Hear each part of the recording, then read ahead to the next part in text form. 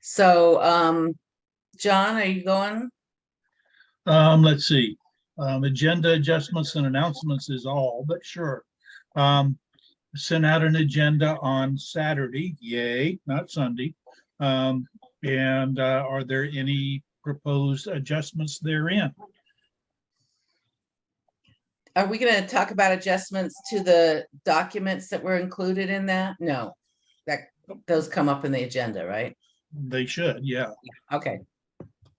I don't hear any adjustments, so I guess it's time for announcements, if anybody has it. Jackie. Hey, everybody. I have an announcement. This Saturday, the emergency preparedness team is going to be at the Bi-Mart location here in River Road. And we'll have a table outside with some checklists on how to get your go bag ready and just chatting about different emergency preparedness stuff. We'll hopefully have some recommendations of items inside that you can pick up that day to help build your kit. If you start with just one thing, you got to start now. So just an announcement to come by and see us between 11 and 3 this Saturday. All right. Good idea. Thank you. While you're here, Jackie, would you and or Chelsea like to say anything about the November meeting? Since we'll be talking about it later in the meeting, so you don't have to hang around. Yeah, that would be awesome. Charles, do you want to give the latest? In November at our general meeting, we're having a presentation. Should be pretty lengthy, but full of important information.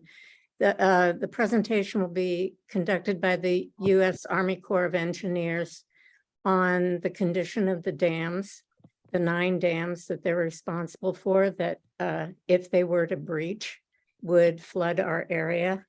And we want to use that opportunity to fully understand what the condition of the dams are, what the risk is to us if they should breach, under what conditions that would likely occur, and what are the procedures in place, the alert systems, et cetera, that will help protect us, and then walk away from the meeting, hopefully, with a better understanding of what, if anything, we can do to mitigate those risks.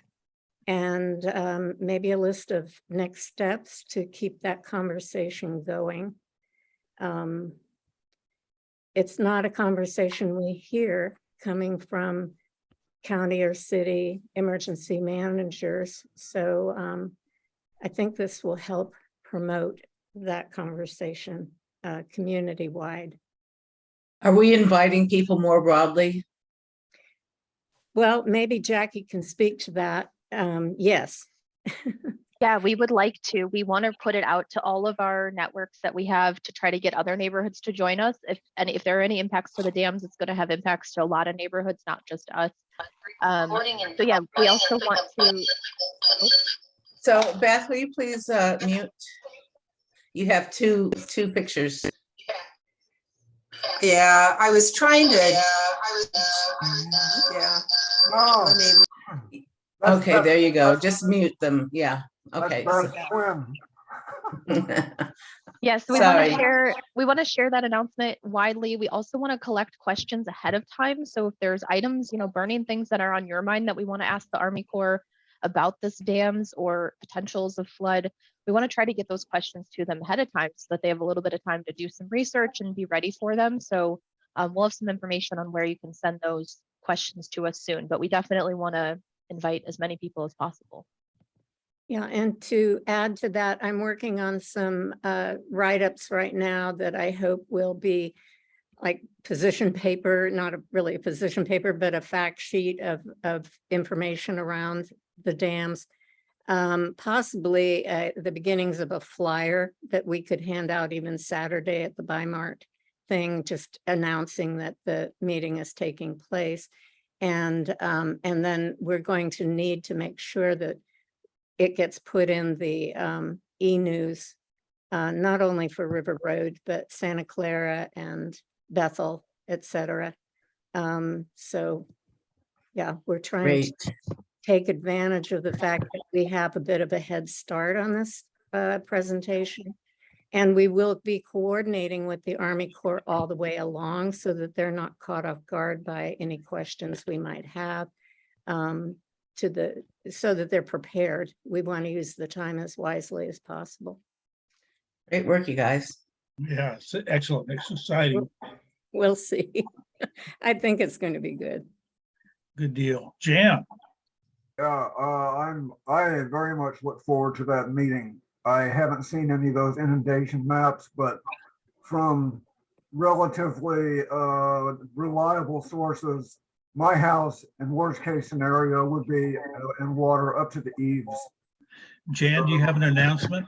Yeah, I just want to report that we had an awesome site tour yesterday. There were like 35 or 40 people, even a good number of people from out of town who were interested in the site tour. We went around the neighborhood, went to East Blair Housing Cooperative, and I think people understand a lot more now about permaculture and how taking care of more basic needs at home like this really adds to a more resilient and prepared home and neighborhood and community. So it was an awesome site tour.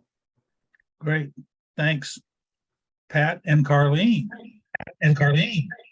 Well, I have confirmation from Jill Schweitzer that we will be having a weeding party at the school, the River Road Elementary School, on the 24th of September. I'll get a more formal notice out about it. But I'm glad she was able to confirm a date, and we are looking for somebody or somebodies who have pickup trucks who would be willing to have them loaded and take them to Forest Products for composting. Thank you. Thank you. Misty. Could she talk about a time for that? Oh, Is it sorry. all day long or? 9 to noon. Thanks. Misty. It's more of a, when would it be appropriate time to bring up an issue that somebody brought to me regarding a previous meeting? Would This that- last month's meeting? Yes. Okay, we review the meeting is on the agenda. Okay, thank you. Yeah, that would be good. Thank you, Misty. Yes. Okay, so do we need to put the agenda up, or can we work with, since everyone hopefully has a copy? Does anyone want the agenda up? Dan has his hand up. Never mind. That's right. Right. You're all right? Okay. Okay, so we now move to approving the consent calendar, and thanks to Stefan's work, we have minutes for the 5:16 board meeting, the 6:20 board meeting, the 7:11 general meeting, the 8:08 general meeting, and the 8:15 board meeting. Hopefully you've had a chance to take a look. Does anyone have any corrections?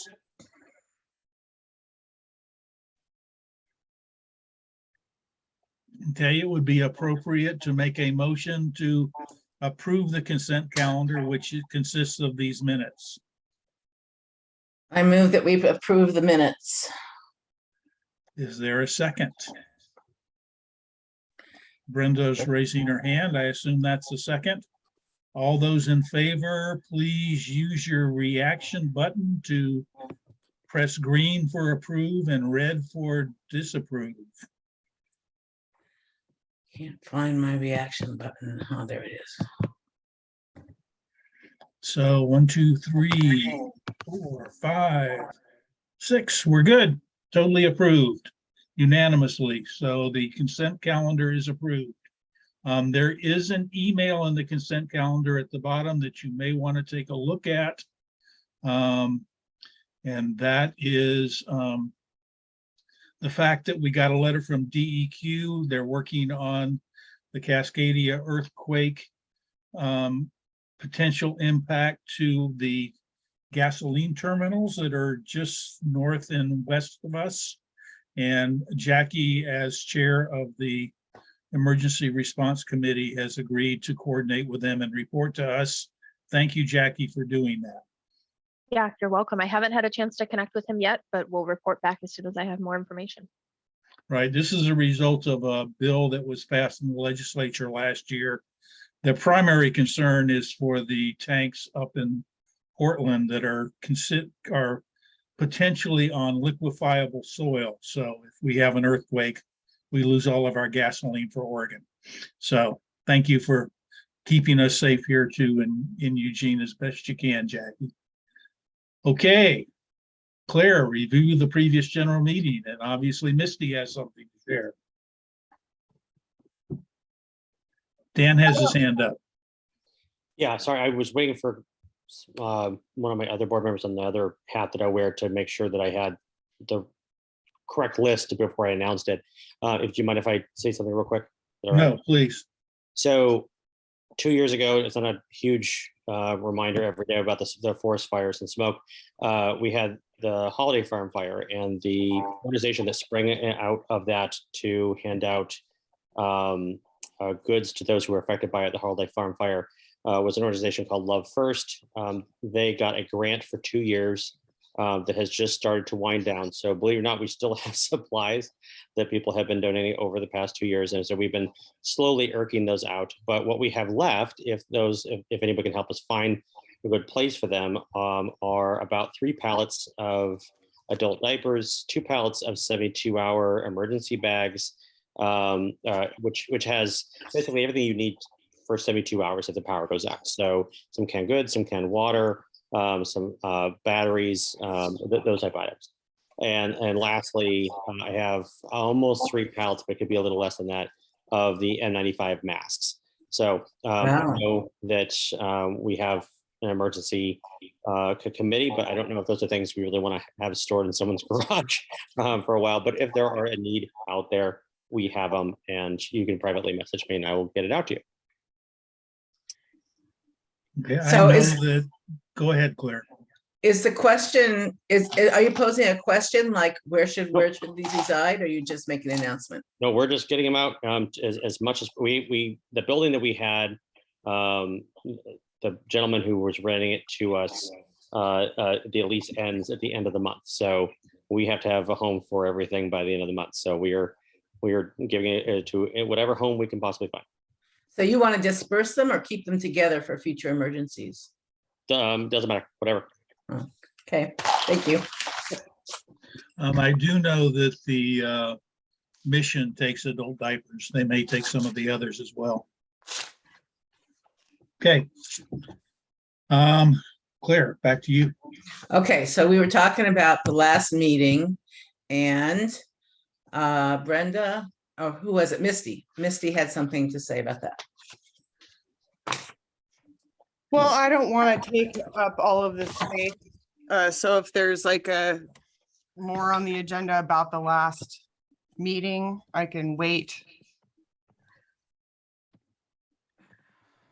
I There don't know. isn't more on the agenda. This is the time to talk about the last meeting. If it's Okay. relevant to that. then we Okay. should. At least see your face, Misty, as you're Yes, speaking. I'm sorry. I forgot to turn on my camera. It One really second. helps to have you part of the meeting. Okay, I'm here. Sorry, this is kind of awkward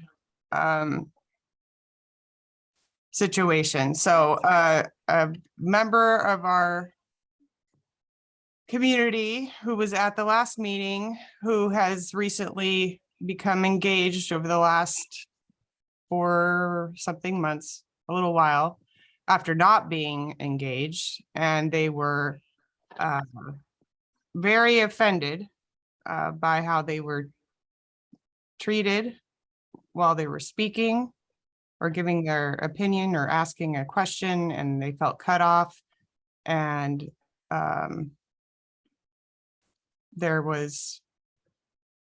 they took it, and it's not up to me to say how they take it, but they use the term transphobia.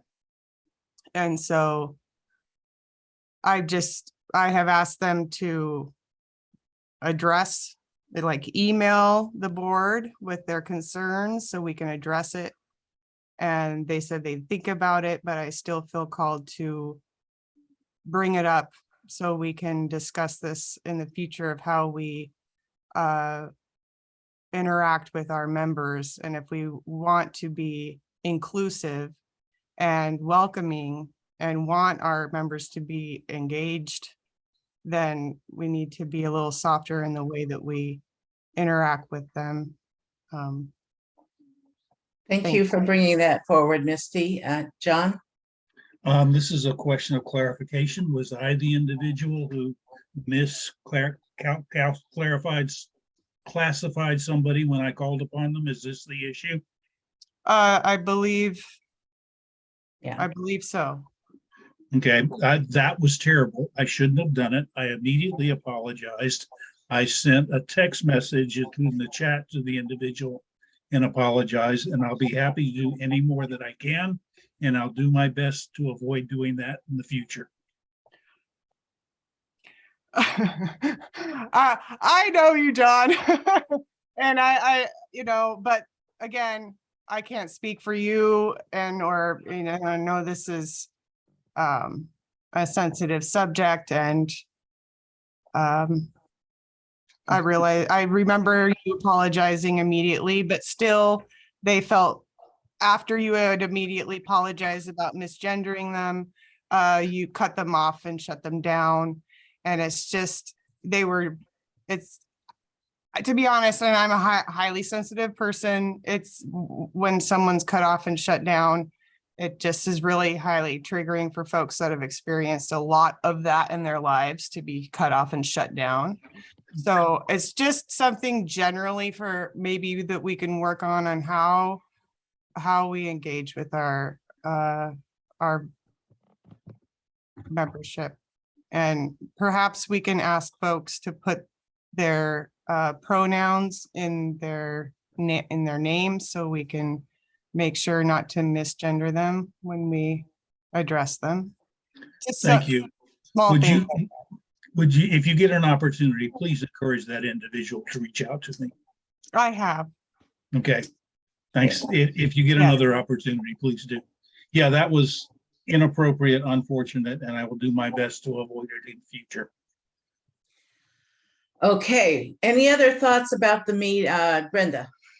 It seems to me, John, that it would be, if Misty has now brought this forward to us, if Misty should give you the email and name of the person, and I would say it's your responsibility to reach out one more time and not put it on the person who felt offended to reach out. If he's willing to share that information, I'm more than willing to contact him. He did not respond. If they are willing. Hey, thank you. I did it again. You have to realize that some people culturally are not up to the 21st century, and that we just have to school them. Well, thank you. I appreciate that. John, we're going to school you into the ground. And it's also called calling people in instead of calling them out. Remember that. Okay. Thank you. If that individual would like to contact me, please provide that information. Or if they would like me to contact them, please provide that information. Thank you. Chelsea? We have that individual's information in our database. So, John, I'd be happy to give it to you if you don't have it. If that individual is not wanting to reach out to me, I don't feel appropriate to reach out to them. But I'm more than willing to have that discussion if they are willing. But I need to know they are willing. John, I would say from what Misty said, it was an uncomfortable position, and since it's been brought to the board's attention, that your reaching out is your one more time making sure you're apologizing with some humility, and you're not expecting anything back. If that person wants to get back with you and have more of a dialogue, fine. But if not you, then the rest of the board needs to send something to say, we really want to work on this, and it's going to take a lot of work. I trip over the pronouns of a person that's in my community as well. it's hard to make those changes, but I'm committed to them. If you're making that recommendation, I will reach out once I get the email. Can I talk to you, John, privately perhaps about this? Because I don't want this to be, I don't want the individual's name spoken or put into the record. I want this to remain anonymous. It's more Okay. about us as a board to be conscientious about this. And it's not the first time people have kind of asked, like, when can our members have more time to express themselves, because we're such in a crammed agenda. We don't, like, we're cutting people off all the time when they're giving their opinions about the issues that we're talking about. So that was more just throwing gasoline on the fire when, after misgendering someone, we're shutting them down, and there's just not a lot of space for folks to express themselves. Okay, I'll shut up now. So Thank you. 2 points. One is we'll talk about that when Brenda, because we did some stuff about that this last meeting, but I would like us to consider the custom of putting pronouns, because this is a teachable moment and we need to retrain our brains to be inclusive in this way. So I'd like to encourage us to do, as Misty just modeled, putting our pronouns with our names. And I wonder if others have thoughts on that.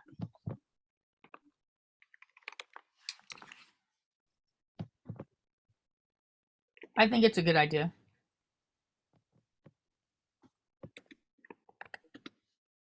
But I think having the conversation and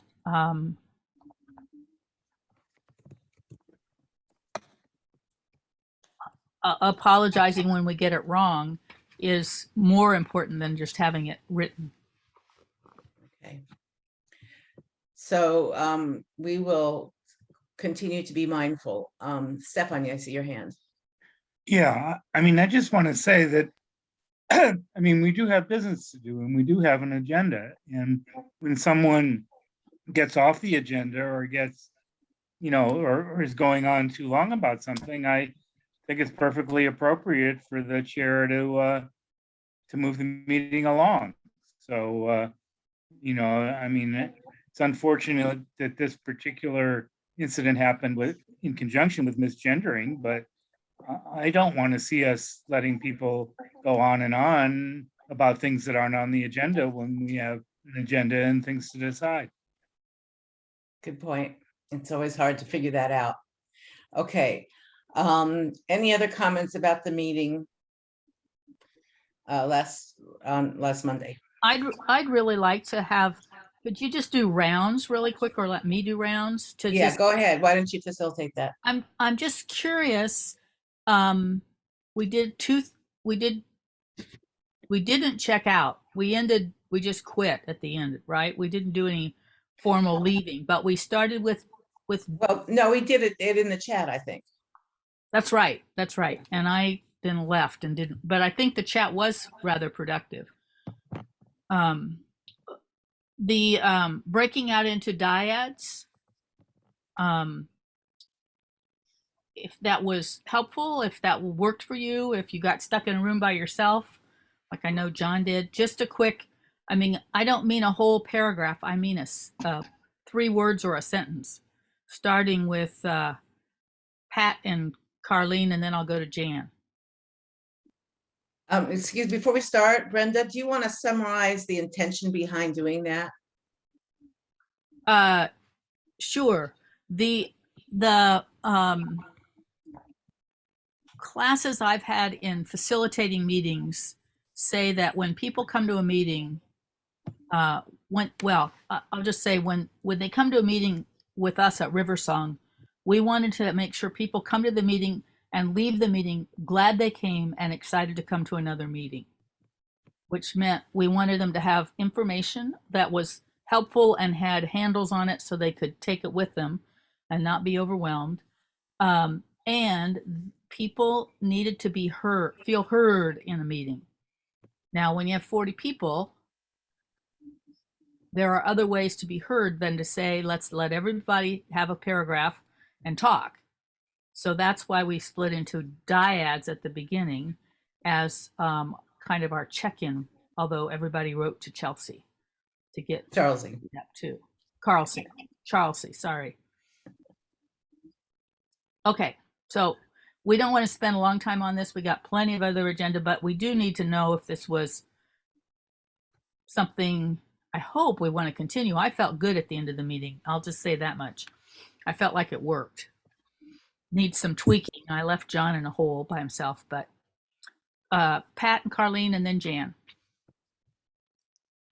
Well, we were paired with Bev Barr, so it couldn't have been more comfortable for us. It was, you know, we're such good friends that actually it made it more productive so we could get right down to talking about the question about how to be supportive of our school district. And I've been thinking about the fact that I have continued to think about that question about how to be supportive of the school district in a lingering kind of way since we just interacted on that one. So Okay, I'm going to shorten you. I'm going to cut you off and move us along quickly. Jan and then John. John, you're muted, Jan. Yeah, I don't have any, I didn't have my hand up or anything to say anything. I'm calling on everybody to make a comment if they were at the meeting. I see. I thought it was instructive to think about something that I don't think about a whole lot. So I thought the superintendent was really good. I appreciated to learn more about that issue. Thanks. Comment. Then Jackie.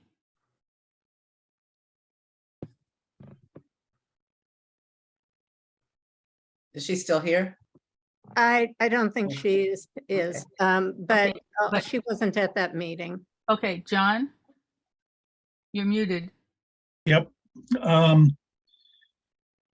Yes, I was alone and that was fine. Thank you for putting me in with another group. And we did have a little bit of a discussion. I thought it was good, even though I didn't get an opportunity. I might have not made it 8 minutes long, but other than that, I think it went well. And I hope tonight we talk about what kind of follow-up we want to do with 4J before we leave this subject. Okay.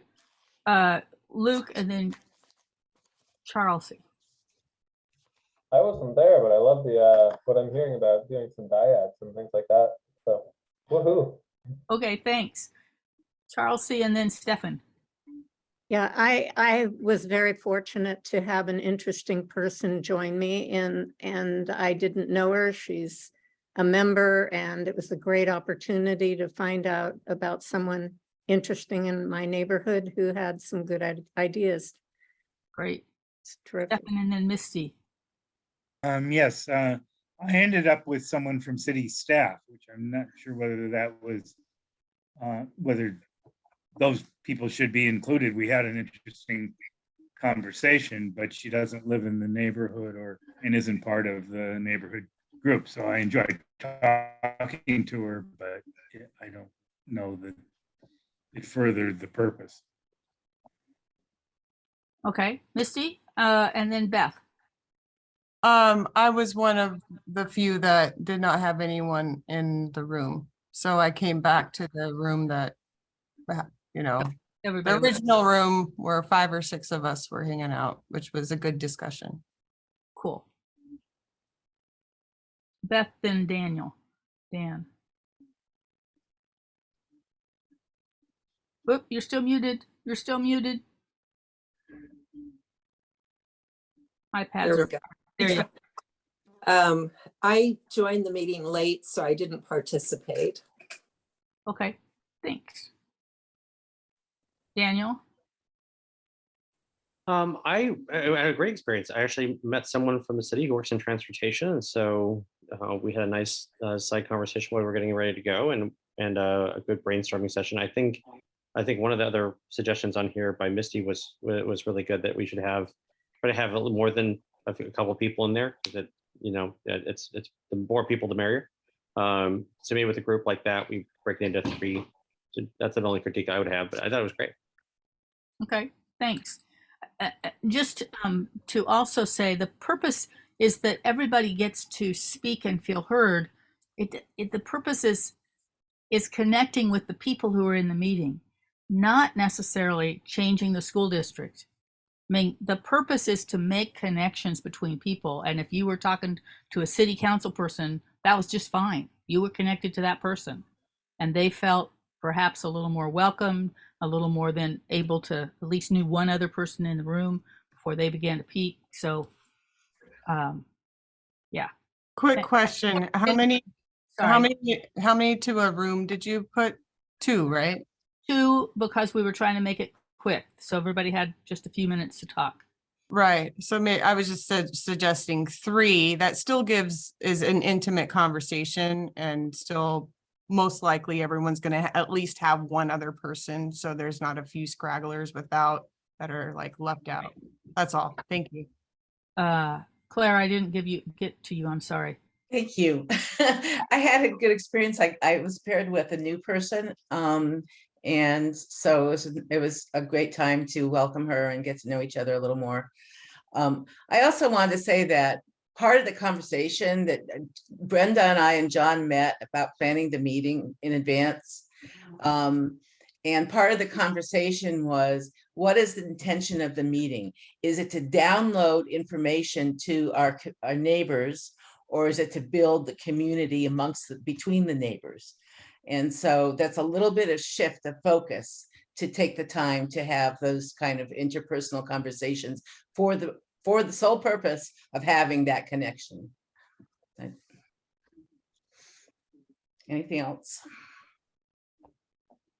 Are we done with that, Brenda? I'm good.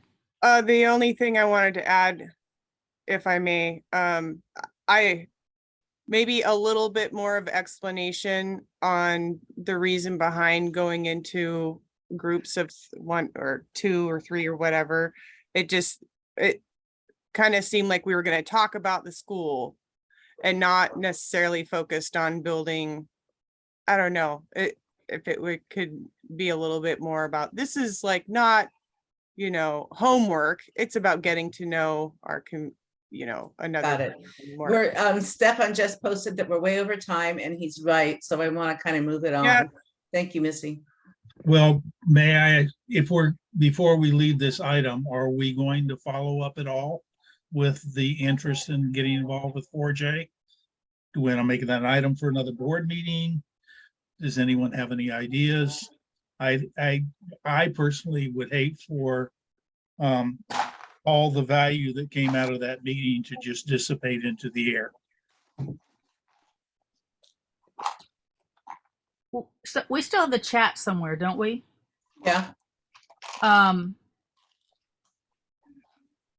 can't do it for the next couple of days, but you're not going to write the newsletter in the next couple of days. No. I'll commit to looking at the chat and seeing if there's not some things about the school that we can pull out of that to put in the newsletter. I don't think we need to make, I want people to percolate on it and keep thinking about it. And that will help do that. But I don't think we need to take any action. I think we got enough going on without adding another piece of action. Okay. Personally. Chelsea, your hands up. Well, there were 2 particular exchanges that I recall that I think do need to be followed up. One was from Jolene concerning issues related to the Social Justice Committee. It sounded like she was interested in following up with that. And then I had asked him about emergency preparedness, and he gave me a contact person, and I'm going to be talking with Jackie about following up. Right. But Okay, John, so it sounds like you and I maybe should send a thank you note and mention those follow-up. Definitely. Okay. Good. Thank you, everybody. That was very useful. I just want to note that Susan isn't here unless she's not visible. She told us earlier that she was not going to be able to attend. Okay. Okay, thanks. moving on to the next item. Okay, yes, we are 16 minutes behind.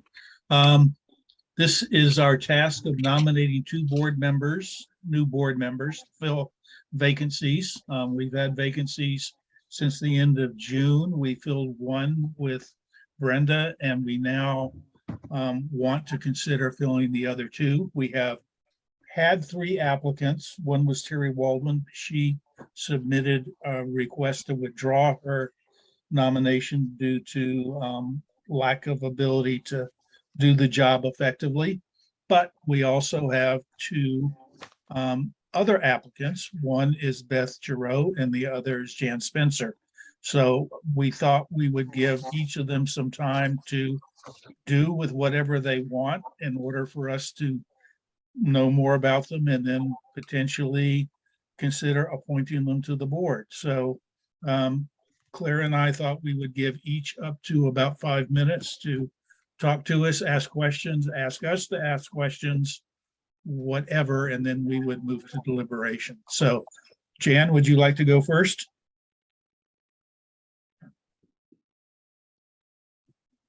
Hey, well, thanks for that. And I have been on the board for probably something like 15 years since I moved to River Road 22 years ago. So I'm kind of acquainted with the board and the changes that have happened over the years too. Wow. Rob Handy was board chair for a good number of those years.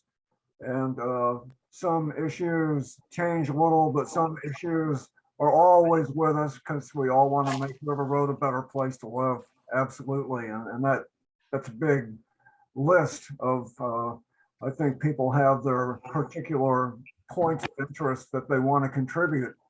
And I think that having a neighborhood association is just an awesome opportunity. When I do presentations and talk about these issues in a permaculture setting, I always mention neighborhood associations. I ask people if they've got a neighborhood association where they live. And if they do, particularly if they do, to participate, go to the meetings and use that opportunity to share your thoughts and help make the neighborhood a better place. So I think neighborhood associations have a huge role to play as we move into an increasingly uncertain future, given the trends, economic, political, social, environmental. I think we've just scratched the surface, really. And I think a lot of what goes on here is going to be helpful, absolutely, as time goes on, even more and more.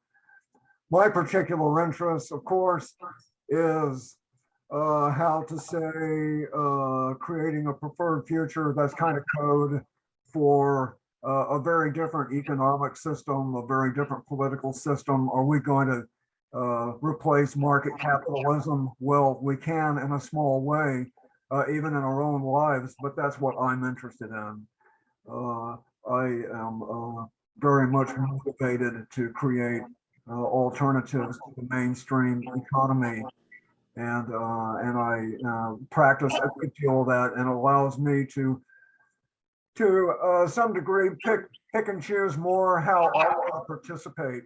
I'm fortunate to be able to do that. But of course, I mentioned the site tour. I just love the idea of reaching out to the wider community and show and tell the different examples of what a small but appreciable and significant number of people are doing in River Road, in other places in Eugene, and other places all over the country. And that fits into the realm of producing more basic stuff at home and building community. And I think if I were to list my priorities, I bet everybody here would say right on. They might not be exactly everybody's priority, but I think that from the conversations I've had with people here, and that's not everybody here either, but some of the people here are totally on board with a lot of that ideal, of repairing the damage that our economic system inflicts on us every day. The dams, the big gas tanks, the junk food, the freeways, all that stuff. So anybody who want to ask me anything, feel free. I'd be glad to interact. Okay, we have a minute and 20 seconds, folks.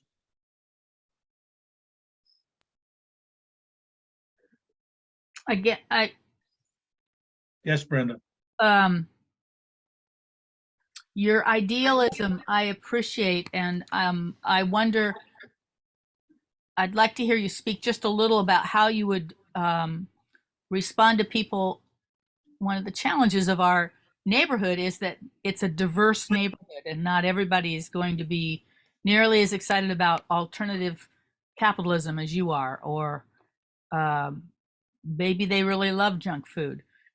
So how you speak across those differences. I wouldn't have enough time to respond to all that. I certainly can understand that not everybody has all the same interests as I do, or everybody else here has. I don't share so much interest in some of the conversation this evening already, but you know, I'm fine with hearing about it, and Okay. it's educational as well.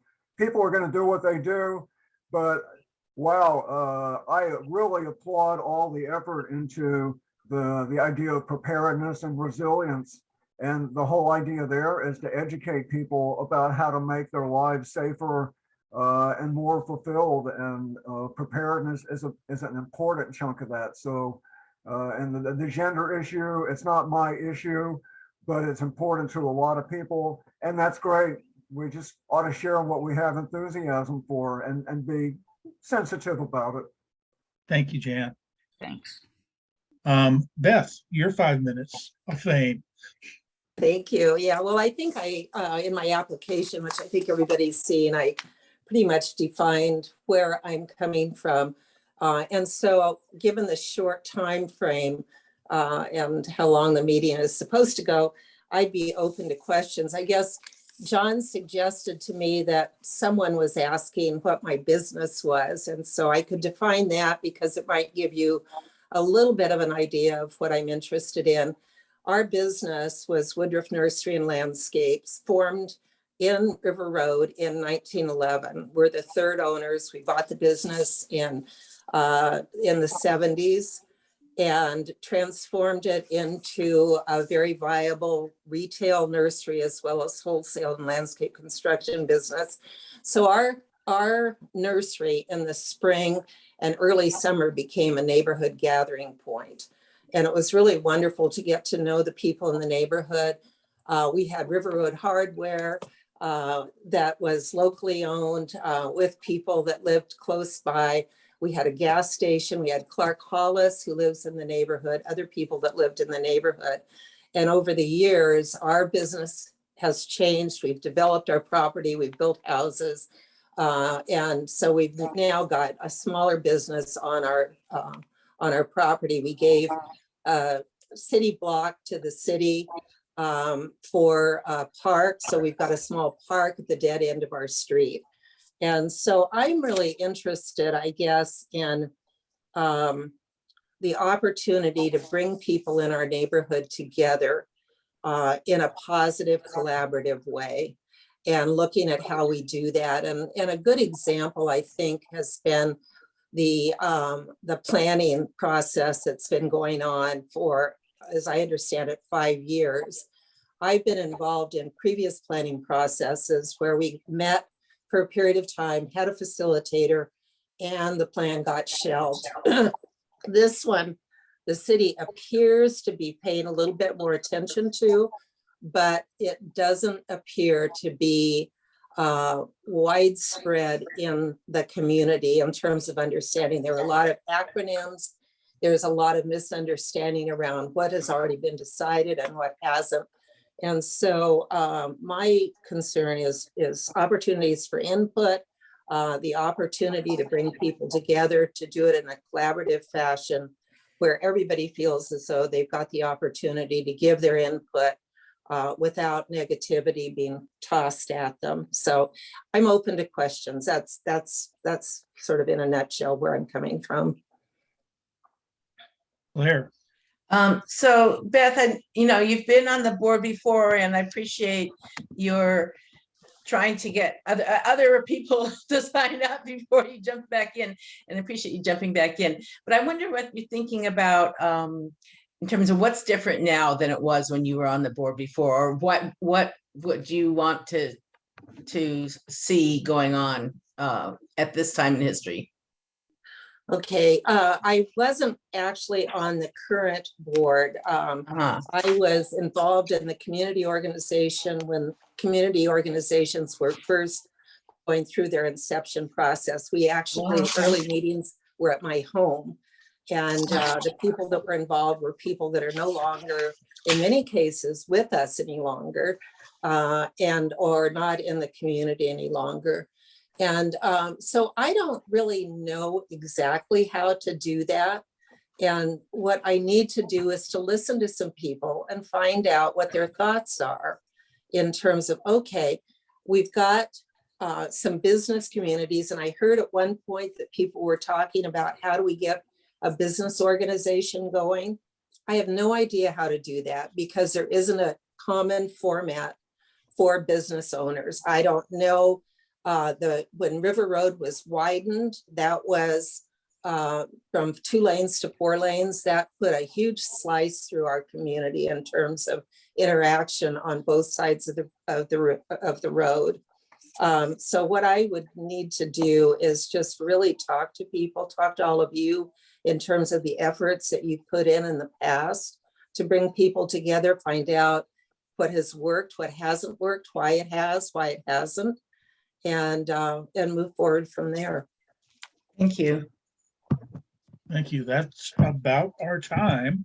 If everyone is comfortable in moving to the next phase, it would be appropriate to make a motion.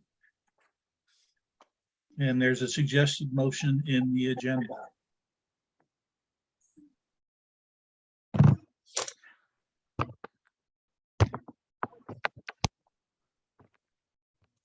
Which is buried somewhere, John. Okay, well, I can read it for you if you'd like. Well, isn't it just that you moved that we nominate these folks for the board? Essentially. Is there any discuss? Okay, I'll move that we advise the membership to accept their applications to be on the board. Okay, actually, we fill it and they ratify it. Okay, fine. So you're moving to fill those 2 positions with Yes. Jan Spencer and Beth Giroux. Beth Giroux, right. Is there a second? And then we can get to your question, Charles. Second. So Dan is seconded and Claire has moved. So now we go to discussion. I'm wondering if we should, I want to revise the motion. I copied the motion into the chat. Does that help? Yeah, I just realized that we should vote on each person separately. We can. Yeah. So if you want to do it separately, that's fine. So I move that we accept Beth to the board, period. Secondly, I move that we accept Jan to the board, period. Well, you can't make 2 motions. Of course you can't. I can never do things according to the rules, John, you know that. So Claire has moved to approve Beth to the board. Is there a second for that? Dan, are you seconding this? Yes. Okay, so it's been moved and seconded to approve Beth to the board. Discussion? Seeing none, please vote using reactions. Green for yay, red for nay. And you can't look, Beth. Okay, let's see if everyone voted. Yes. I don't know who Jay is. There's 6. That's Jackie. Okay. She's not on the board. Oh, I see. I'm Only seeing board my members can yes, vote. not Jackie's. Jackie didn't vote. I saw the screen. So it is unanimous. Thank you, Beth. Our congratulations and condolences. I would move that we fill one of the vacancies with Jan Spencer, subject Okay. to the general membership approval. I second. Okay, would everyone drop their green dots? Reset, can vote reset again? your voting. Okay. And So Dan, Misty. Okay, Misty, are you voting yes? Yes, I took my vote down for Jan and then I put it back up for Beth, and now I have it up for. Okay, so again, using the same mechanism, please vote for the motion to appoint Jan Spencer.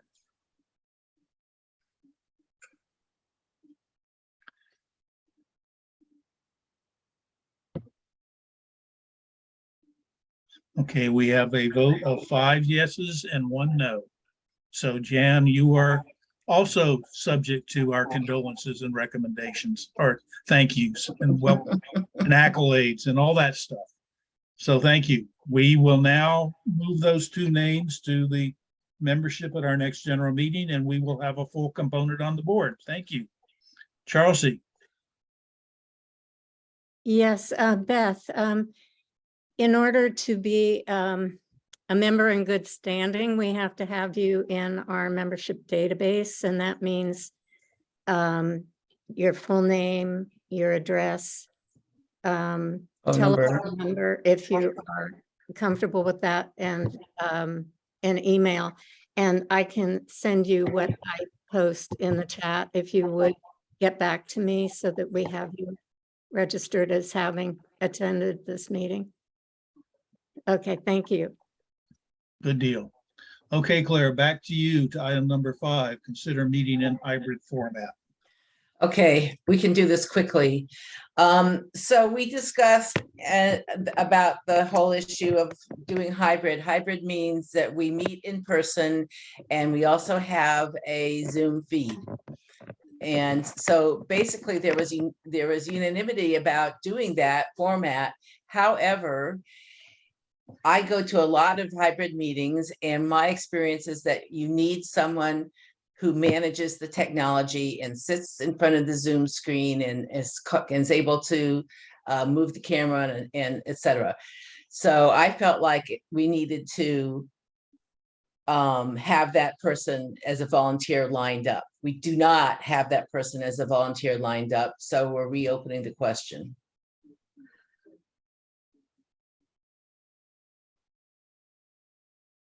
Brenda. I think we should go back to Zoom only meetings. Or stay. Stay at Zoom. Well, you told the membership that we were moving to hybrid. If we had the tech support. Since we have not gotten that, that we go back to Zoom only meetings through the end of the year, although we're still open to people coming and talking to us about how they might help with that. And I think that keeps us from being pressured to make a mess of things until we have a good system for it. Okay. Is that a motion? I might be able to convince some Riversong people to help, but not till after we move in. Aha. John? You're on mute. Excuse me, is that a motion, Brenda? It should have been, sorry. I move that we continue the Zoom meetings for Until the end of the year. End of the year. through the end of the year and reevaluate in January. Is there a second? And by the way, I didn't ask her to make a motion because we were having more discussion first. But and There should be a motion before there's discussion, so we know what we're discussing. That's not how we usually work, Stefan. We usually discuss stuff and then maybe have a motion or don't. Okay, Um, so are we voting now? Technically, that's, You want No, we're there discussing. is no motion? If second. I did it wrong, let's do it. I mean, if you don't want the motion to talk about, I just thought it seemed to me it was a pretty simple cut and dried thing. We've got lots of other business to look at. Yeah. And Stefan's agreeing. Okay, John, what did you want to I'll say? second the motion. Okay, it's Okay, the seconded. motion is seconded. All Um, in- no, conversa- we have discussion. John, discuss, please. I have a different perspective. I think we have neighbors who would like to be meeting in person. We've been getting emails from people saying, why aren't you meeting in person? Other neighborhoods are meeting hybrid with the OWL, which is a less effective form of technology than what we have available to us at the annex. And frankly, my biggest concern is I don't know how long the Parks and Recreation District is going to keep those evenings open for us when we're not using them. I suspect sooner or later they'll say, we've held it open for you for over a year. We're not going to hold it any longer, and then we won't have a place to meet. That's my concern.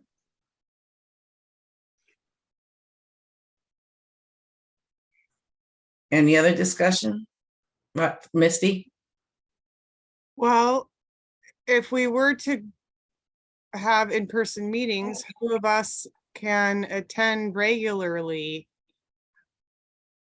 Can all of us be in person regularly at? That's not what we're proposing, Misty. I'm just curious, though, if there's someone here that can go to in-person meetings and if that person would be willing to have their laptop open and have the Zoom available. I mean, I don't think we have the solution set up yet at all on how we can make this. Maybe we can do a test run at some point and see. Like there just needs to be more, what am I trying to say? Testing out how we can make this work before we can decide whether we can do it or not even. Okay, John? Yeah, I would, if we were to go and attempt to do it, I think a board meeting is the best place to do it because we don't have a lot of people besides ourselves attending. I'm ready to go back to meeting in person. The problem is that it would be difficult for me to manage the Zoom if I'm also chairing. That's right. That's why we need another person to do that. But we can still hope that the Parks District doesn't say, sorry, we're not going to wait any longer. Well, I think if we tell them our plan that we're going to wait till the beginning of the year that to have tech support, that might be helpful. Brenda? Okay. Yeah, there's no reason why you can't ask the Parks Department for what you want. I don't think that building is busy every night of the week. Pretty already. much is. We don't have, the reason I made the motion I did is exactly what Misty talked about. We are not ready to do that. And when we were here last time, you asked who would want to come to a in-person meeting, and of the board members, you, I think, John, may have been the only person who said they would come. I'm not coming. I'm not coming to a public meeting. So we don't have, even as a board members, we didn't have a quorum of people wanting to be in person last time we talked. Okay, I'm going to call the vote for Brenda's motion. All in favor of revisiting it in December for a possible January start date. That's generally the motion, right? The motion was to reconsider in January. In January.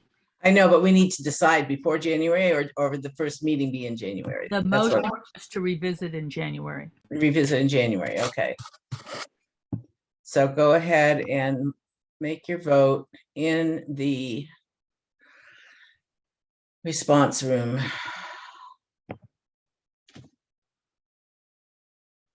Two, three, four.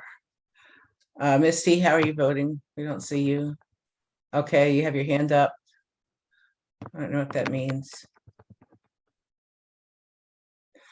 Okay, we have 6 yes. So we will revisit in January and we will communicate that to the membership and to the rec center. Wait a minute, I'm not sure we want to communicate that to the rec center because that will pretty much guarantee they're going to cut us off in January. I don't follow your logic, but I don't know, maybe it's not important. I would prefer to just keep telling them that we don't intend to meet this month. If we Okay. give them a date, I think that will be the precipitation for them to say, okay, you're done. Okay, But that's just my Fine. thought. I don't want to, I think we're done with the discussion. We don't need to talk to them about it. If you think that's wiser, it's fine with me. Okay, moving on. Set date for Okay, the you got retreat. the next one. Set the date for Okay. retreat and form planning committee. Okay, now that we have a full roster of the board, we have to have a retreat. And the purpose of the retreat needs, and the agenda for the retreat needs to be planned by a retreat committee of 3 people. And so we have 2 items now. One is to find the date for the retreat, which would be a half day, 3-hour shot in the morning or evening, morning or afternoon, probably on the weekend. And we're looking at, everybody have your calendars out?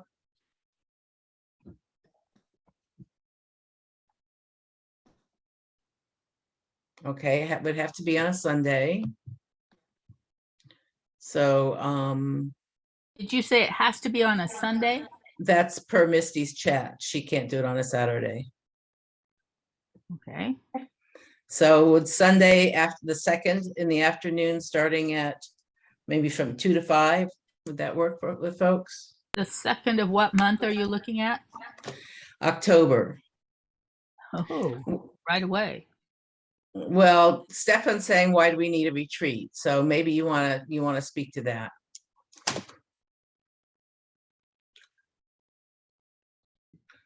Who is you? Stefan said he in the chat. Well, you said we have to have a retreat. And I don't know where it says in the bylaws or anywhere else that we have to have a retreat. I'd prefer not to. That was a decision that we made at the end of the last retreat. Okay, And we have a number of items on the agenda, one of which is to just, I think it's important that we discuss why it's so hard to recruit people to be on the board and how we're going to rectify that. And part of that, in my answer, in my thinking, is having an engaging mission that people want to step forward and contribute to. So that to me is the main retreat agenda. yeah, I think it might be because of how much time it takes, including retreats. Okay, Daniel, bad month for him, October. Okay. So anybody can make a proposal as to a good date.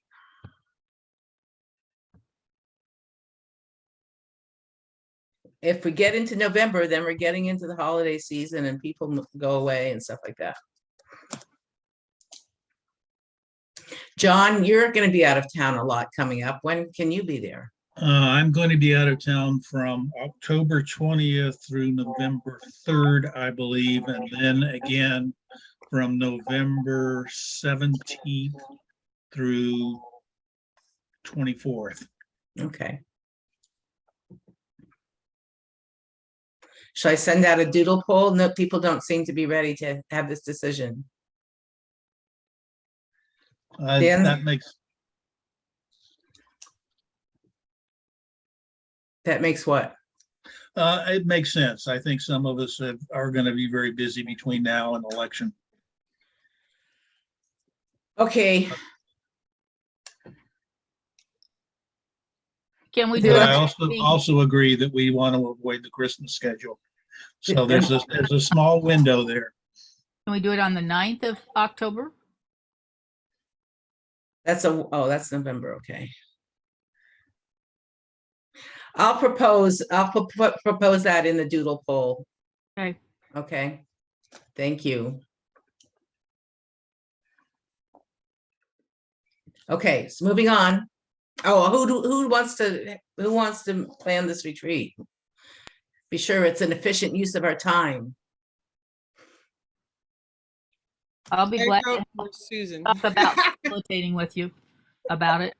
Okay. What did you say, Misty? Oh, I was just gonna say, I'll offer up Susan. Oh. She's not Yeah. here to defend herself, so. Right. So we have Brenda and Claire. John, did you want to be on that committee too? Or I not? suppose I will. And any of the new people want to do it? No? With Jan? Stefan's hesitancy, I'll help out. I would want his input so that whatever we did was something that was what Stefan thought was helpful. I mean, does that make sense, Stefan, or is that No, like, I'm not interested. okay? Okay. Well, we will make a proposed agenda and everybody can have input on it. Beth, I see your hand. Oh, I was just gonna say, I'd be happy to help with the agenda setting. All right, then. We got a team.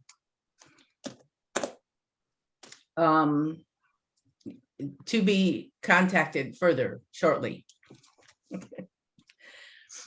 Next item.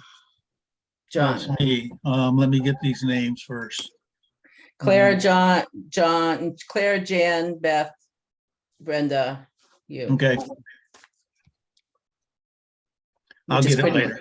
Okay. Yep, thank you.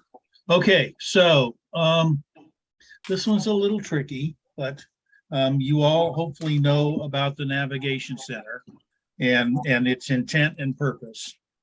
There is a sort of a steering committee that consists of the staff person from the county and the city, the head of the organization that the Equitable Social Solutions, and the two co-chairs of the neighborhoods that are sitting down and trying to craft what's called the community agreement.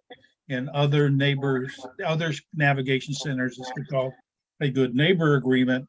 But the purpose of it is to sort of describe how the external interface to the neighborhood will take place. And we've met twice now, and we're working with a draft agreement, and we're using that to present suggestions on how this center should, as I said, should operate within the community.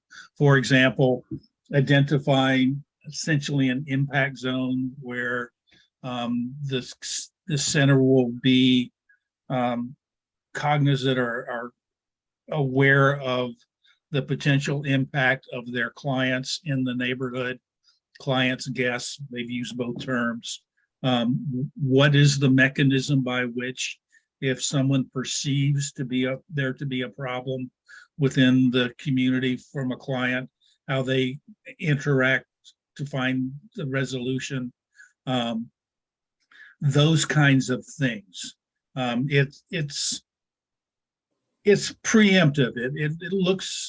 It's designed to identify any future problems that may arise and have a mechanism for dealing with them so that they're minimized and avoidable. And I sent you the document that's in a very rough form so that you would have some opportunity to give any feedback as I continue in that negotiation.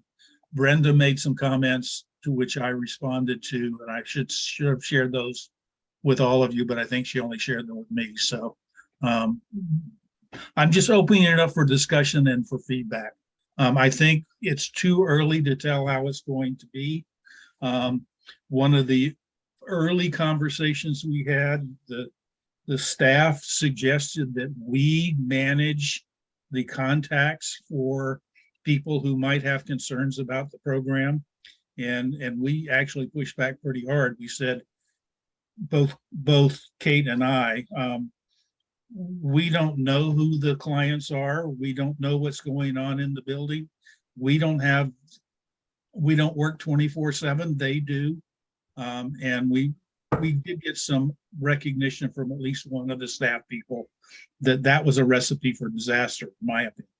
So we worked through that issue, but there are a lot more to go, such as what area is the area of potential impact. They suggested within 1,000 feet. My suggestion was that it should be from North Eugene High School to 1,000 feet to the north and the south, or excuse me, the east and the south, and then far enough into the north so that, for example, the liquor store is a potential contact area as well. So those are the kind of things we're doing. It may be somewhat premature to get your feedback, but I didn't want to not give you the opportunity. So with that, I'll open it up to you guys. If you have thoughts, questions, concerns, we can talk about them.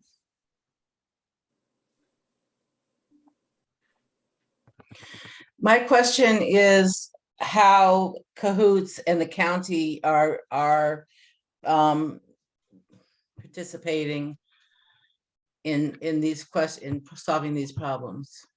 Well, one of the things I didn't realize that the city staff person brought up is that in that area that I proposed for being an impact area, all of the properties are annexed. So Okay. by definition, Cahoots is available should it be needed.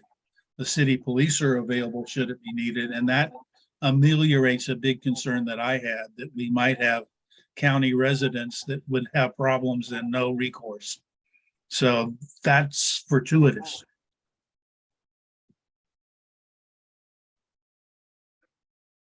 I'm curious if other people looked at the draft, because I had some pretty strong reactions to John's editing of the draft. So Well, it's not my edits, it's my proposed suggestions. But yes. All right. Well, many of my comments are almost counterproductive, counter proposals to you. So I'm just curious if other people have looked at it, or if we're all talking about something nobody else has looked at. That's a board member question. I've looked at it, but I think if there's differences of opinion or other ideas, maybe that can happen offline. Well, I guess my read of particularly, and John, you talked about this last meeting about making sure that they responded within an hour if someone had a complaint. And I got to thinking, no school promises to respond within an hour if someone has a complaint about someone in their school. No, I mean, it's just like not a reasonable, welcoming. It feels like we're trying to find a way to make it hard for them to be where they are. And I think when I read this community agreement draft, it sets it up that we're partners with them, and we're not a sponsor, but we're a partner, and we're trying to help them make this work. And what I read that draft piece was that the definition of a center in the very first answers all your questions about what's the definition. It's both the place and the program. That's what the center is. I just want us to help be an educational place so that we help do community relations about how hard it is to be a person who doesn't have a place that's safe to live, and why this is so important. Telling those stories, not leading with, if you have a problem, here's who you call, and that there's going to be a 24-hour person solving all your problems with homeless people in the neighborhood, which is not a way to support this transition program. Can I respond? Of course. A couple of things. First of all, I had put that in there before we knew that all the area of interest was annexed. The concern for folks that has been expressed before is that this is a tough one because we're not asking people to wear armbands that indicate that they're in the center. And we have homeless people in the community. So if something happens in the community, it's going to be difficult. Something problematic happens in the community, as it does now. It's going to be difficult to identify whether this is a behavior of someone who's in the program or not. So part of that thought that I had about the hours response, which is in other agreements for navigation centers, was to try to clarify whether or not this was an issue with one of their clients. Now that we know that indeed people can call the police if they have a problem with somebody, and the police can figure out where the issue lies, I don't think that's nearly as important. But I do think that that's one end of the spectrum, which I don't think is necessary. The other end of the spectrum was the program suggesting that we as neighbors resolve those conflicts is not the answer either. It's somewhere in between, and that's what we'll work out in the future. When I read this, well, how I read what this says doesn't say that River Road is going to solve the problem. It says River Road is going to ask people who have a problem to take it to the center so the center can respond. In other words, we're not going to be the mouthpiece for people. We're going to, just like sort of the social justice committee hears somebody, but then helps them take their issue and get it resolved the way they want it resolved. Not that we become the place to go complain to, and then we'll go take it to the committee and fix it. Well, I think that's more likely now that we know that there's a police and cahoots option. As far as the difference between calling the center the place and the people who are running the program, I found it very confusing in the document when they referred to the center. I couldn't tell whether they meant the ECE who's running it or whether they meant the building and the property itself. So I suggested that, as in other navigation agreements, they identify what the program is doing, the people, and how the property is managed. I don't think that's difficult at all. And I really reacted to that because it sounded like, let's get the administration involved with this. Whereas every place, the center, again, in the first paragraph, the center is defined as this group that's working. And but it's not used that way throughout. So I think we'll work through it, Brenda. I don't think it's a big deal. We'll clarify it and we'll move on. It's just the concern that I raised initially, because I couldn't tell the difference. Well, and I'm just saying, go back to where the center is defined in paragraph 1, and it seems to me that that gets solved. But you're the one that's on the committee. I gave you my ideas and you can do with. No, thanks for that input. And we're meeting again Wednesday, so we'll find out how people feel.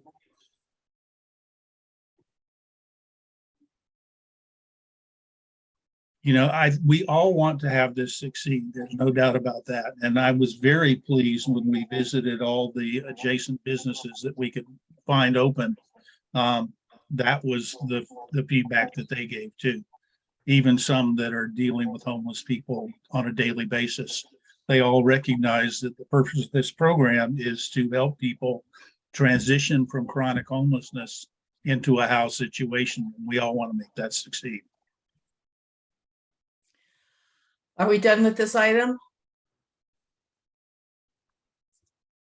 I'm good. I'll keep you informed. Thank you. All right. Okay, we've got another fun one. Now, this one is a little bit more problematic. I presented you with the proposed document that the Neighborhood Office of Equity and Community Engagement is proposing changes to the neighborhood organization recognition policy. Now, we're way down in the weeds with this one, but the neighborhood organization recognition policy is the document, the ordinance that the city council passed that creates neighborhood associations. And it's been modified once since it originally was produced, and the office has reorganized and they are proposing changes in the way we operate. Probably the most, the purpose that they brought up originally is that we have 4 or 5 neighborhood organizations that are not active for various reasons. 2 of them are really not neighborhoods at all. One is called the Industrial Corridor, and it has 1 home in it. The other is the West Eugene Community Organization, same situation. But more importantly, both Train Song neighborhood, which is immediately to our south, and the Far West neighborhood, which is essentially along Garfield for 5 blocks wide and 10 blocks long, has been inactive for over a decade. So the intention that they came up with refining this policy was to make those changes. But in their proposal, one of the things they suggest is that it be necessary for when we publish our neighborhood newsletters, that we provide at least 25% of our newsletter space for material from the city. That's the printed newsletters, not the e-news. Well, they say printed or sent, so it's unclear. That's one of the things we have to clarify there. But how do we put together a newsletter, send it to them, and then they give us more material to add in afterwards? It's difficult. The other thing that they suggest is at any point in time, they want to be able to take time in our newsletter or send something out afterwards that they find to be inaccurate so that they can present their side of the story. This is, I perceive, based on the fact that during House Bill 2001, there were some neighborhood associations who disagreed with the city's policy, and they use their neighborhood newsletters to share that perception. And that seems to not sit well with some people in the city. So we have a committee. We're going to meet with the folks in the city tomorrow. We're going to raise our concerns. We'll get their response. It's not a collaborative effort. They're going to be the ones who put out the information, but they are going to send it out for feedback from all of you and all of the public. So this is mostly a heads up. And again, an opportunity to ask questions and get more information if I can provide it. It's a frustrating situation. Yes, Jan. Yeah, could you clarify, you said that 25% of the space has to be made available to who or what? I didn't get that. To the city. So the city would get 25% of RRCO's newsletter to say what it wants to say. A minimum of 25%. Okay. Which is not defined either. Yeah, okay, thanks. In the past, when there is something in the neighborhood refinement policy that says that the city has the opportunity to do that. But in the past, the city has said, if we do engage in that process, we essentially become the publisher of the newsletter and we become liable. Now, they don't seem to see that in that light at this point in time, so I don't know where that's going to go. I mean, it seems nerdy, but it may well have an impact on us. Brenda.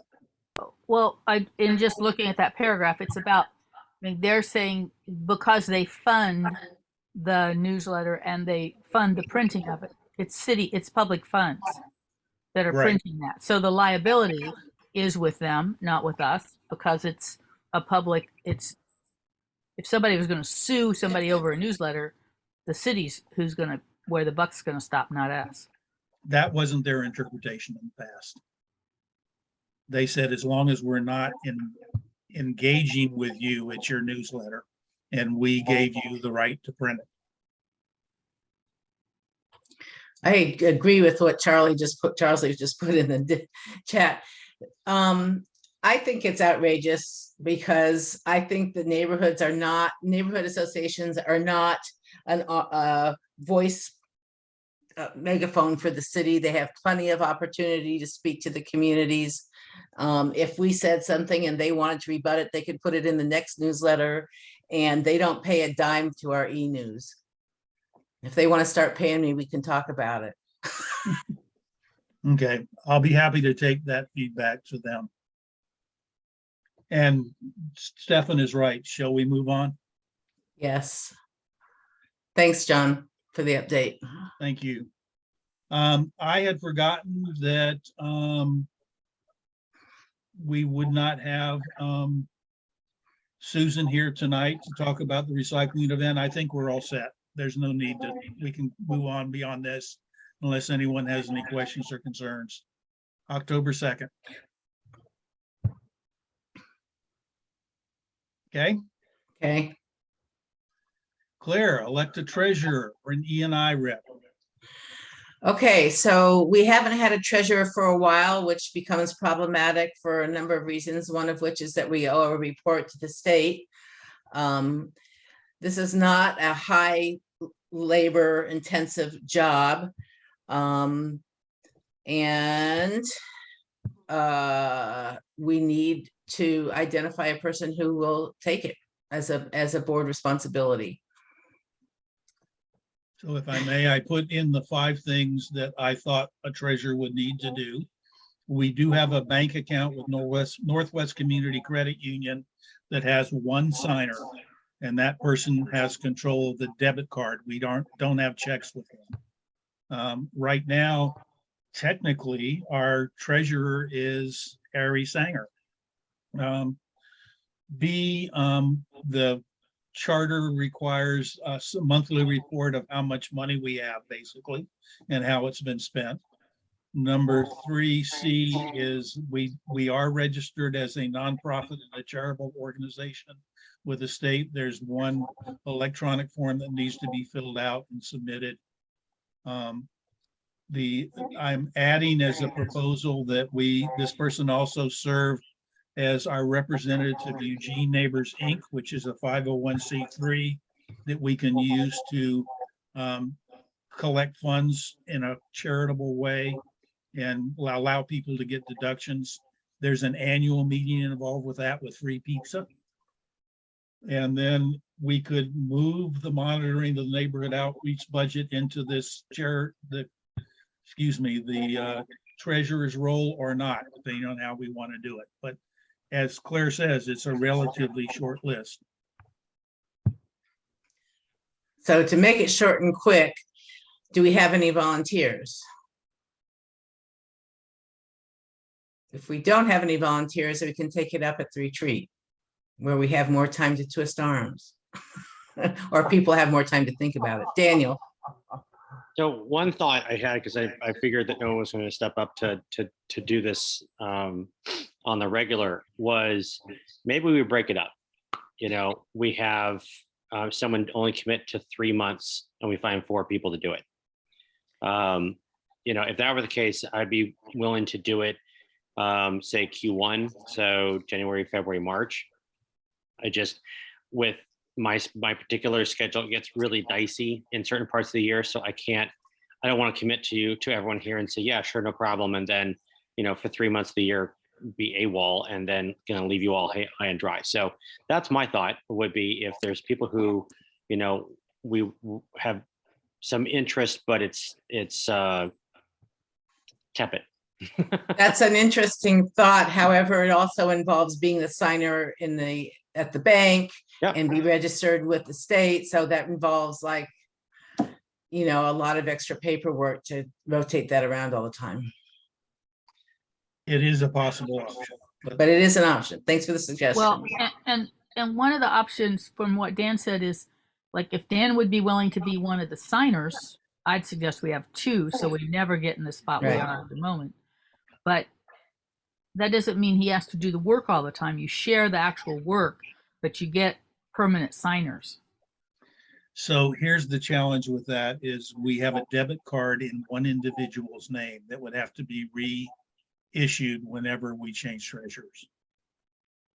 What did you hear what I just said? That we have two people on the debit card. We can't. We can only have one according to the credit union. Too bad. But I agree. anyway, so you have one person who is your signer, but you share the work around the year. That could work.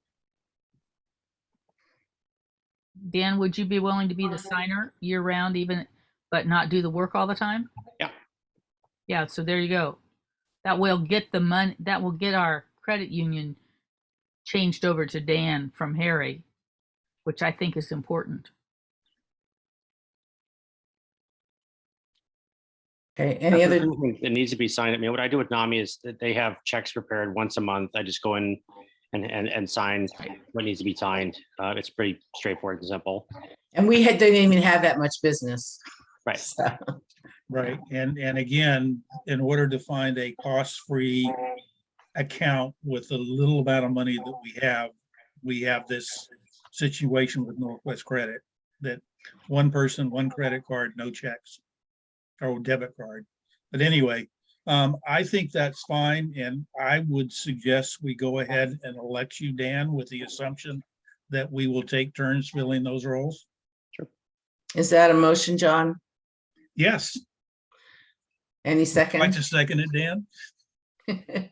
Brenda seconds. Okay, any other discussion? Go ahead and vote.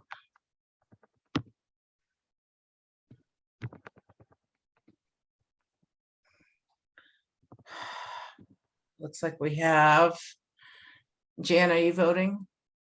Well, technically, they're not board Oh, members. they're not yet. Okay, not members yet. Okay, got it. Okay, do we have, It's unanimous. okay, very good, unanimous. Stefan, thank you. Yep. Thank you, Dan. All right, very good. Agenda for future general meetings.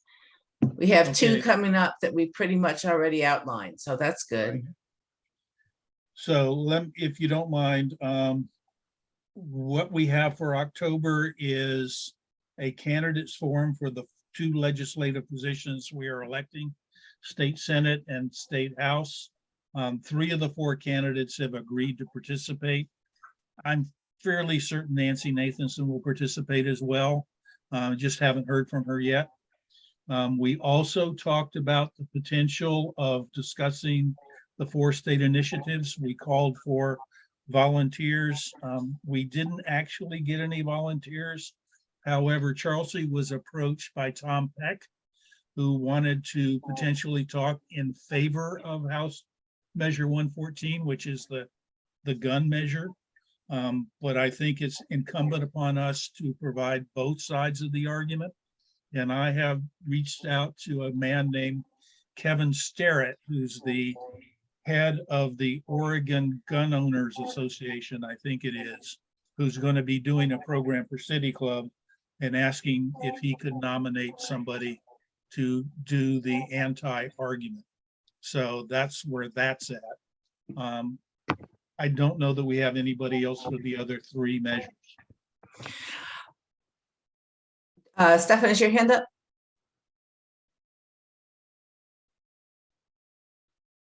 Yes, I ran into Nancy Nathanson yesterday and talked about this, and she's just really not interested in providing a platform for her opponent, who she can't stand.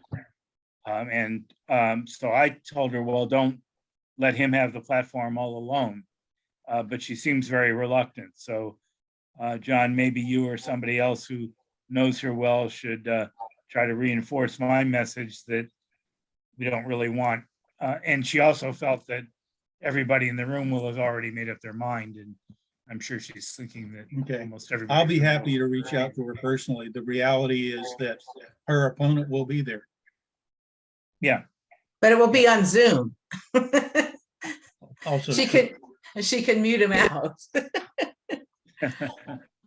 Anyway, I don't know if she's going to be willing to do it. Okay, well, I wish she had shared that with me, but I will contact her. I think it'll be really interesting to have the gun discussion. We could have dyads of people discussing that initiative. And I think that would be a really fun thing to do. I But we wonder- have to have plans to bury the bodies afterwards. I wondered if making 4 breakout rooms around those 4 issues, letting people choose what they wanted to go to, or some way of letting people have some conversation about an issue they're interested in might be a helpful part. I was thinking that was too much to do, that it would be simpler just to pick one issue. And if we have people who are willing to speak on that issue, then that would make sense to me. The other 3 issues are not as rich. Contentious. Is the one, I don't know the name of the person that you have, but is that someone that's coming from the Faith Coalition that got that 114 on the ballot measure? Is that where that's coming from? No, Kevin Starrett is the opponent. The Tom Peck, who is a local person and not one of the petitioners, the one who wants to speak in favor. So Tom Peck wants to speak in favor. He's a Eugene person that has worked with neighborhoods. I reached out to Kevin Starrett, who's a state person, because I knew he was anti. I hesitate, but because we're in Zoom, I will suggest this is a possibility, and I think I know the response. I'm pretty sure there's an individual in our neighborhood who is anti-Measure 114, who is probably more than willing to speak out against it. He was a recent board member. And if we ask him, I suspect we'll get him. But we've not experienced him as someone who can speak to a point respectfully. And so I would not think that looking out to asking Harry to do that is appropriate at all, personally. I And understand your particularly if we perspective. have 2 other people who are willing and interested in doing it. We don't. We have one, and he's on the other side. So I don't know whose side's on which side, John. We do. Tom I thought Peck you is had pro someone 114. on the on Measure 114. The gun You have initiative. someone who is willing to present In in favor, support of that, correct? right. All right. I've looked for someone who's opposed. But I haven't heard back from him, and I'm fairly certain if we asked Harry, he would be willing to do it. And I suspect Harry could do it in a way that would not be argumentative. I think he gets that way when he gets backed into a corner. If he's just presenting information, I think he can do it. I've seen him do it. I don't think I'm we should not invite, arguing for that. Stefan? I don't think we should invite Harry back to do anything. Right, Okay. Absolutely. right, I understand agree. So unless I hear from Mr. Starrett with the name of someone who is in opposition, we won't do it, okay? We won't discuss the measures. Right, well, not with a quote expert or authority, a person who has knowledge. But if we want to do it as a dyad or a quadrad or whatever, that's another option, and we should make that decision too.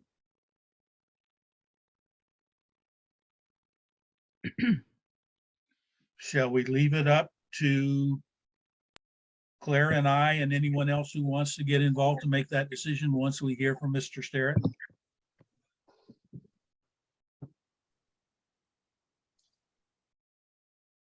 Hearing no objection. Well, Brenda.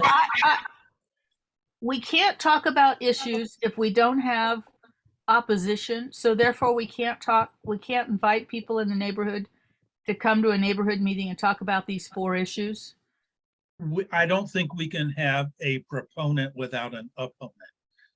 I'm not saying we can't have a discussion amongst ourselves. I just say that it wouldn't be appropriate to bring Tom Peck in to talk about it without someone who's just on the other side. And that's why I'm suggesting the alternative, which you had mentioned earlier, Brenda, might be a better way to go. That being talking amongst ourselves. Okay, I think having the conversation among ourselves is important. I didn't hear how you finished that, sorry. I think having the conversation with community members is important. It helps support democracy. Right, we Not don't have to have necessarily an debate. official presentation, but we could do the dyad situation. Is that what you're saying, Brenda? And that's what I'm saying too. Okay, good. Okay, we'll figure out what we're going to do and we'll let you know our decision and you can give us feedback. How's that?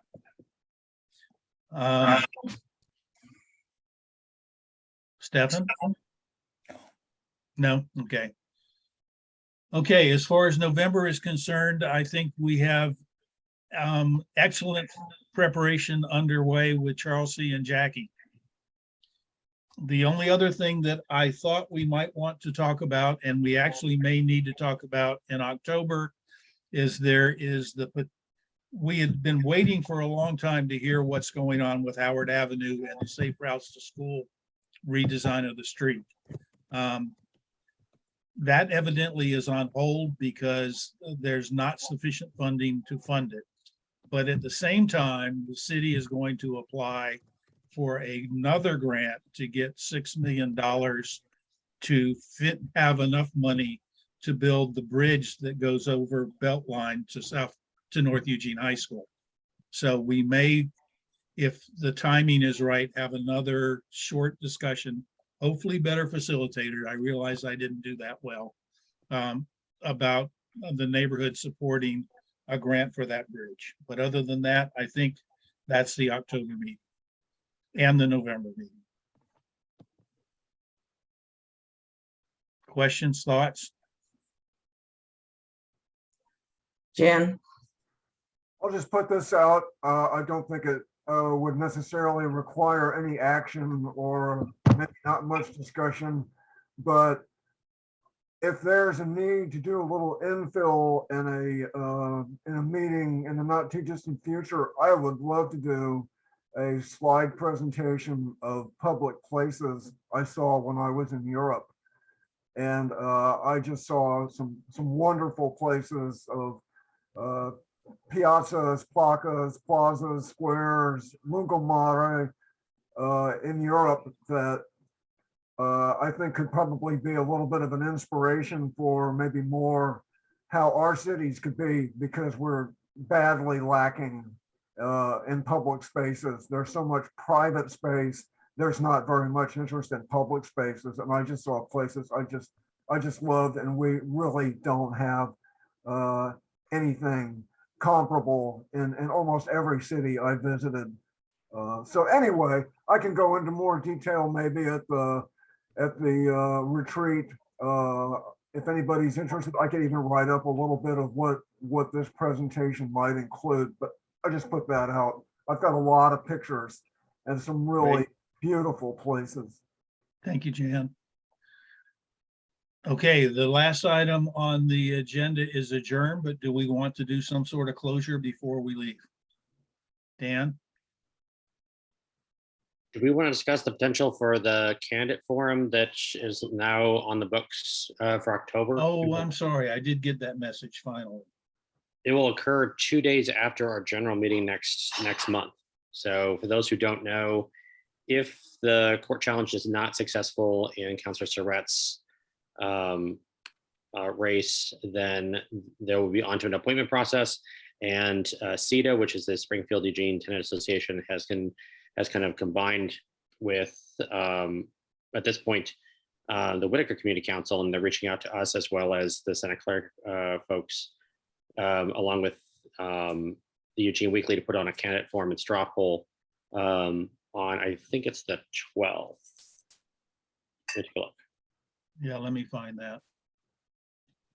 So what is this, what is the suggestion that we promote this at our next general meeting? Which would be right before Yeah, that? The 12th at 6 p.m. Yeah, I apologize. I just got this yesterday. The announcement says, join the Eugene Tenant Alliance and community partners for a town hall style community forum. We will hear from prospective city councilors who are applying to fill the vacant Ward 7 city council position on the issues of the day, housing and homelessness, climate change and transportation. Participants will be asked to vote in the straw poll, signaling to the council who the neighborhood wants to represent them. The moderators are Tara Garkow, Misty Frost, and Jansen Venderhaar, 2 Whitaker residents and 1 River Road resident. And it's being sponsored by the Eugene Weekly, Spend the Rent podcast, Lane Central Labor Council, and Springfield Eugene Tenants Association. So we have a board member involved. I didn't realize that, Misty, when you were suggesting it. I'd move that we support it or sponsor it or whatever is appropriate. I second. Okay. Further discussion? Does anyone have any questions? Okay, let's vote. All those in favor of supporting this candidate forum as straw poll, please vote green. If you are opposed, vote red. If you don't know which way to vote, don't vote. You're not voted yet, John. I guess we're supporting it. Okay, can someone please send me a blurb for the newsletter? Yeah, I will forward this on to everyone, including our prospective new board members. Any further closure? Thank you, everybody. Thank you. Have a good night.